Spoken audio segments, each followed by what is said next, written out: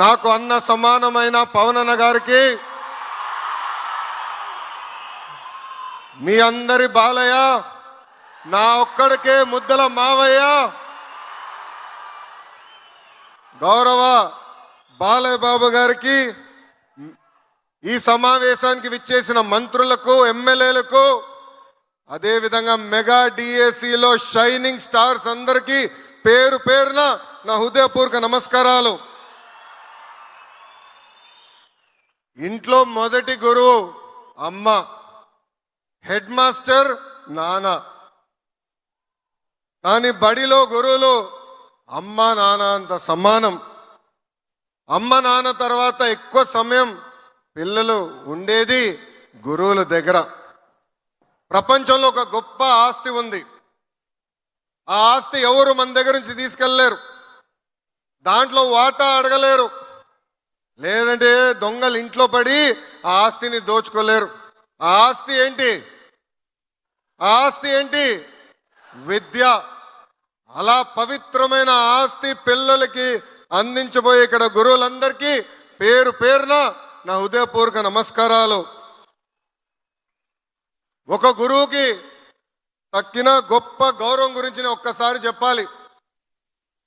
కరెక్ట్గా అక్టోబర్ 3, 1996లో ఆనాటి రాష్ట్రపతి శంకర్ దయాళ్ శర్మ గారు ఒమాన్కి వెళ్ళారు. మస్కట్ ఎయిర్పోర్ట్లో ఆయన విమానం ల్యాండ్ అవుతున్న సమయంలో అక్కడ ఒమాన్ రాజు కబూస్ బిన్ సాయద్ గారు ఏకంగా కార్ వేసుకుని ఎయిర్పోర్ట్కి వెళ్ళారు.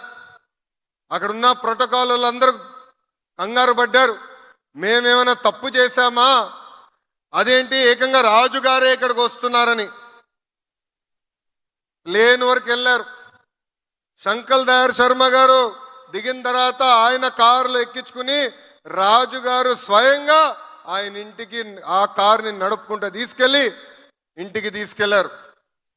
తర్వాత బయటికి వచ్చింది, ఆ రాజుగారు పూణేలో చదువుకున్నారు, ఆయన గురువు శంకర్ దయాళ్ శర్మ గారని. దేవుడు గురువు ఒక్కసారి కంపడితే గురువుకే నమస్కారం పెడతానన్నారు గురువు కబీర్ దాస్ గారు. అలాంటి పవిత్రమైన బాధ్యత ఈరోజు మీ అందరి పైన ఉంది. అదే గురువులు గొప్పతనం. దేశానికి అధినేత అయినా గురువు దగ్గర మాటలు పడాల్సిందే. రాజకీయ నాయకుడైనా, ఫిలిం స్టార్ అయినా, ఒక పారిశ్రామికవేత్త అయినా, వరల్డ్స్ రిచెస్ట్ మ్యాన్ అయినా మీ దగ్గరికి వచ్చి పాఠాలు చెప్పించుకోవాల్సిందే. అంతేకాదు, నాకు లైఫ్ టైం గురువైన గౌరవ ముఖ్యమంత్రి శ్రీ నారా చంద్రబాబు నాయుడు గారికి నాకింత అద్భుతమైన అవకాశం ఇచ్చిన మీకు నా హృదయపూర్వక నమస్కారాలు నేను తెలియజేసుకుంటున్నా.